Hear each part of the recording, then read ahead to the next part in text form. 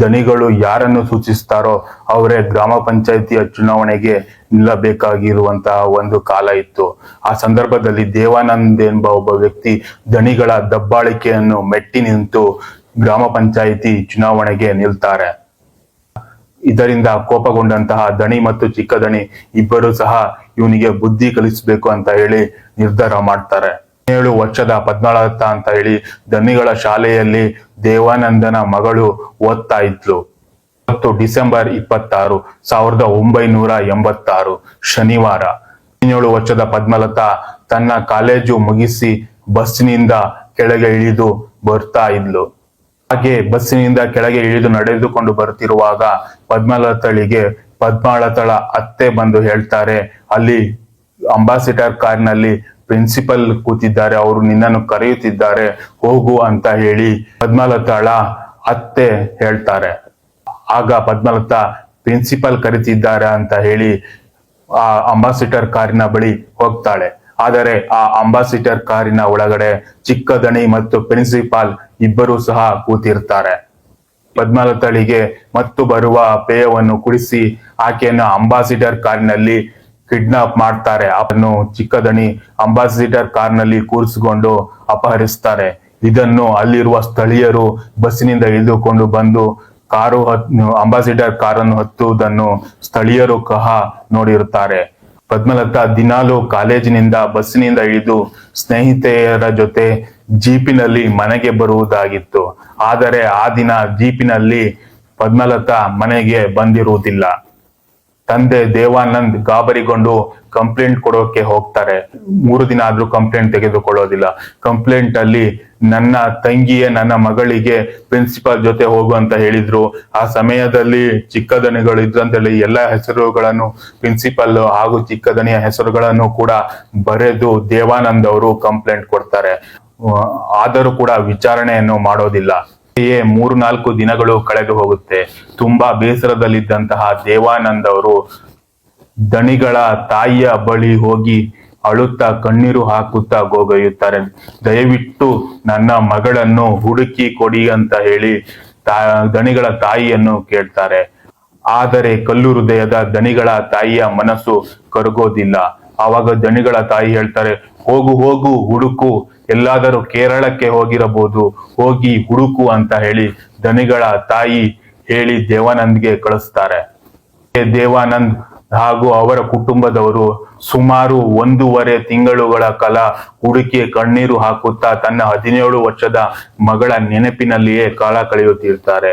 1987 ಫೆಬ್ರವರಿಯ ದಿನದಂದು ನದಿಯ ಪಕ್ಕದಲ್ಲಿ ಪದ್ಮಲತಾ ದೇಹ ಕೊಳೆತ ಸ್ಥಿತಿಯಲ್ಲಿ ಪತ್ತೆಯಾಗುತ್ತೆ. ಅದರಲ್ಲಿ ಅವಳ ದೇಹ ಎಲ್ಲ ಕೂಡ ಕೊಳೆತು ಹೋಗಿರುತ್ತೆ, ಎಲುಬುಗಳು ಮಾತ್ರ ಇರುತ್ತೆ. ಆದರೆ ಆ ಸಮಯದಲ್ಲಿ ಪದ್ಮಲತಾ ಹಾಕಿದ್ದ ಬಟ್ಟೆಯಿಂದ ಪದ್ಮಲತಾ ಅವರ ಮನೆಯವರು ಆಕೆಯೇ ಪದ್ಮಲತಾ ಅಂತ ಹೇಳಿ ಗುರುತು ಹಿಡಿತಾರೆ. 1986 ಡಿಸೆಂಬರ್ನಲ್ಲಿ ಕಾಣೆಯಾದಂತಹ ಪದ್ಮಲತಾ 1987 ಫೆಬ್ರವರಿಯಲ್ಲಿ ಪದ್ಮಲತಾ ಪತ್ತೆಯಾಗ್ತಾಳೆ. ಸುಮಾರು 1.5 ತಿಂಗಳ ಕಾಲ ಪದ್ಮಲತಾ ಎಲ್ಲಿದ್ದರು? ಪದ್ಮಲತಾಳ ಮೇಲೆ ಯಾರು ದೌರ್ಜನ್ಯ ಮಾಡಿದ್ರು? ಪದ್ಮಲತಾಳ ಮೇಲೆ ಎಷ್ಟು ಜನ ಅತ್ಯಾಚಾರ ಮಾಡಿದ್ರು? ಪದ್ಮಲತಾ ಎಷ್ಟು ಹಿಂಸೆ ನೋವನ್ನು ಅನುಭವಿಸಿರಬೇಕು? ಆ ಸಂದರ್ಭದಲ್ಲಿಯೂ ಕೂಡ ದೇವಾನಂದ್ ಅವರು ಪದ್ಮಲತಾ ಸಾವಿಗಾಗಿ ಹೋರಾಟ ನಡೆಸಿದ್ರು. ಆ ಸಂದರ್ಭದಲ್ಲಿ ಸಿಒಡಿ ತನಿಖೆ ಕೂಡ ನಡೆಯಿತು. ಆದರೆ ಆ ಪ್ರಕರಣವು ಕೂಡ ಸಿ ರಿಪೋರ್ಟ್ ಆಗಿದೆ. ಯಾಕೆ ಪ್ರಿನ್ಸಿಪಲ್ ಮತ್ತು ಚಿಕ್ಕ ದಣಿಯನ್ನು ತನಿಖೆ ನಡೆಸಿಲ್ಲ ಎಂಬ ಒಂದು ಪ್ರಶ್ನೆಯೂ ಕೂಡ ಮೂಡ್ತದೆ. ಕೊಂದವರು ಯಾರು? 1976ರಲ್ಲಿ BSc B.Ed ಮಾಡಿದಂತಹ ವೇದಾವಲಿ ಅವರು ದಣಿಗಳ ಶಾಲೆಯಲ್ಲಿ ಶಿಕ್ಷಕಿಯಾಗಿ ಕೆಲಸ ಮಾಡುತ್ತಿರ್ತಾರೆ. ಹಾಗೆ ಸುಮಾರು ವರ್ಷಗಳ ಕಾಲ ದಣಿಗಳ ಶಾಲೆಯಲ್ಲಿ ಕೆಲಸ ಮಾಡುತ್ತಿದ್ದಂತಹ ವೇದಾವಲಿ ಅವರ ಶಾಲೆಯಲ್ಲಿ ಹೆಡ್ ಮಿಸ್ ಪೋಸ್ಟ್ ಖಾಲಿಯಾಗಿರುತ್ತೆ. ಸೀನಿಯಾರಿಟಿ ಪ್ರಕಾರ ವೇದಾವಲಿ ಅವರಿಗೆ ಹೆಡ್ ಮಿಸ್ ಪೋಸ್ಟ್ ಕೊಡಬೇಕಾಗಿರುತ್ತೆ. ಧರ್ಮೋದ್ಯಮಿ ಆಡಳಿತ ಮಂಡಳಿಯವರು ಅವರ ಜಾತಿಯವರಿಗೆ ಹೆಡ್ ಮಿಸ್ ಪೋಸ್ಟ್ ಅನ್ನು ಕೊಡ್ತಾರೆ. ಇದರಿಂದ ವೇದಾವಲಿಗೆ ತುಂಬಾ ಮನಸ್ಸಿಗೆ ನೋವಾಗುತ್ತೆ. ಹೆಡ್ ಮಿಸ್ ಸ್ಥಾನ ಕೊಡೋದಿಲ್ಲ, ನಮ್ಮ ಧರ್ಮದವರಿಗೆ ನಮ್ಮ ಜಾತಿಯವರಿಗೆ ನಾವು ಹೆಡ್ ಮಿಸ್ ಪೋಸ್ಟ್ ಕೊಡ್ತೇವೆ ಅಂತ ಹೇಳಿ ಧನಿಗಳ ಕಡೆಯವರು, ಆಡಳಿತ ಮಂಡಳಿಯವರು ವೇದವಲ್ಲಿ ಅವರಿಗೆ ಹೇಳ್ತಾರೆ. ಇದರಿಂದ ವೇದವಲ್ಲಿ ಸುಮಾರು ವರ್ಷಗಳ ಕಾಲ ಕೆಲಸ ಮಾಡಿದ್ದರಿಂದ ತುಂಬಾ ನೋವು ಉಂಟಾಗುತ್ತೆ. ಹಿಡಿದು ವೇದವಲ್ಲಿ ಅವರು ಕೋರ್ಟ್ಗೆ ಹೋಗ್ತಾರೆ. ಆ ಕೋರ್ಟ್ ಕೇಸ್ ಅನ್ನು ನಡೆಯುವ ಸಂದರ್ಭದಲ್ಲಿ ದಣಿಗಳ ಕಡೆಯವರು ವೇದವಲ್ಲಿಯವರಿಗೆ ರೌಡಿಗಳನ್ನು ಬಿಟ್ಟು ಹೆದರಿಸುವ ಒಂದು ತಂತ್ರವನ್ನು ಮಾಡ್ತಾರೆ. ವೇದವಲ್ಲಿ ಹೋಗುವಲ್ಲಿ ಅಡ್ಡ ಹಾಕಿ ನಿನ್ನ ಕೈ ಕಾಲನ್ನು ಮುರಿತೀವಿ ಅಂತ ಹೇಳಿ ಭಯಪಡಿಸ್ತಾರೆ ದಣಿಗಳ ಕಡೆಯವರು. ಆದರೂ ಕೂಡ ವೇದವಲ್ಲಿ ಭಯಪಡೋದಿಲ್ಲ. ಅವರು ಮಾಡಿರುವಂತ ಎಲ್ಲಾ ಘಟನೆಗಳನ್ನು ಕೂಡ ವೇದವಲ್ಲಿ ತನ್ನ ಡೈರಿಯಲ್ಲಿ ಎಳೆ ಎಳೆಯಾಗಿ ಬರೆದಿಟ್ಟಿರುತ್ತಾರೆ. ಆಗ ಕೋರ್ಟ್ ನಲ್ಲಿ ವೇದವಲ್ಲಿ ಅವರಿಗೆ ಹೆಡ್ ಮಿಸ್ ಪೋಸ್ಟ್ ಕೊಡ್ಬೇಕು ಅಂತ ಹೇಳಿ ಆದೇಶ ಬರುತ್ತೆ. ಆ ಆದೇಶವನ್ನು ಹಿಡಿದುಕೊಂಡು ವೇದವಲ್ಲಿ ಅವರು ಮತ್ತೆ ದಣಿಗಳ ಶಾಲೆಗೆ ಬಂದು ಹೆಡ್ ಮಿಸ್ ಆಗ್ತಾರೆ. ದಣಿಗಳಿಗೆ ಅವಮಾನ ಆಗುತ್ತೆ. ನಮ್ಮ ವಿರುದ್ಧ ಇವಳು ಗೆದ್ದಳಲ್ಲ ಅಂತ ಹೇಳಿ ದಣಿಗಳು ಮತ್ತು ಚಿಕ್ಕ ದಣಿ ಇಬ್ಬರು ರೊಚ್ಚಿಗೆ ಹೇಳ್ತಾರೆ. ಇವಳಿಗೆ ಏನಾದ್ರೂ ಮಾಡ್ಬೇಕು ಅಂತ ಹೇಳಿ ನಿರ್ಧಾರ ಮಾಡ್ತಾರೆ. ವೇದವಲ್ಲಿಯ ಪತಿ ಡಾಕ್ಟರ್ ಹರಳೆ ಅವರು ವೈದ್ಯರಾಗಿರ್ತಾರೆ.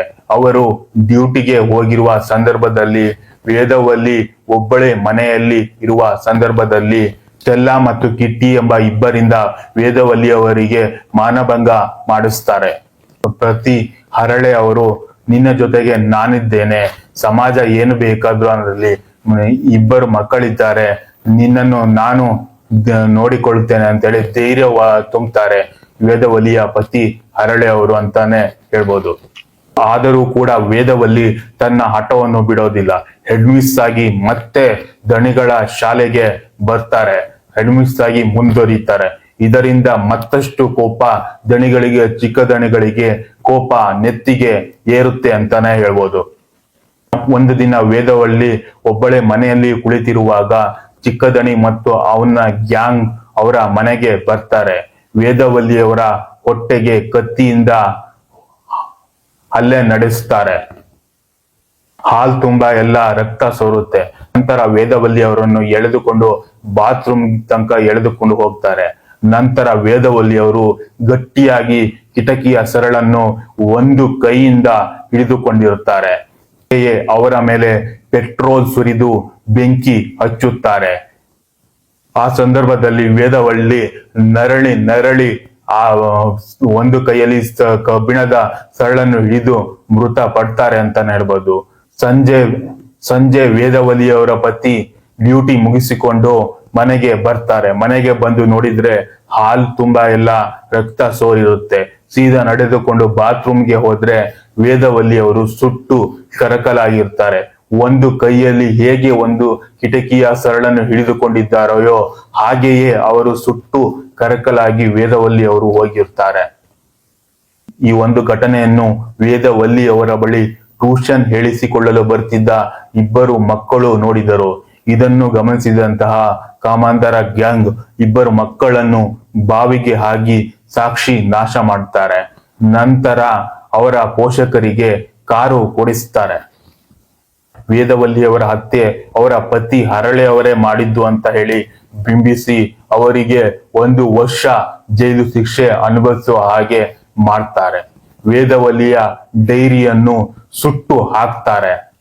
ಈ ಘಟನೆ ನಡೆದು 50 ವರ್ಷ ಆದ್ರೂ ಕೊಂದವರು ಯಾರು?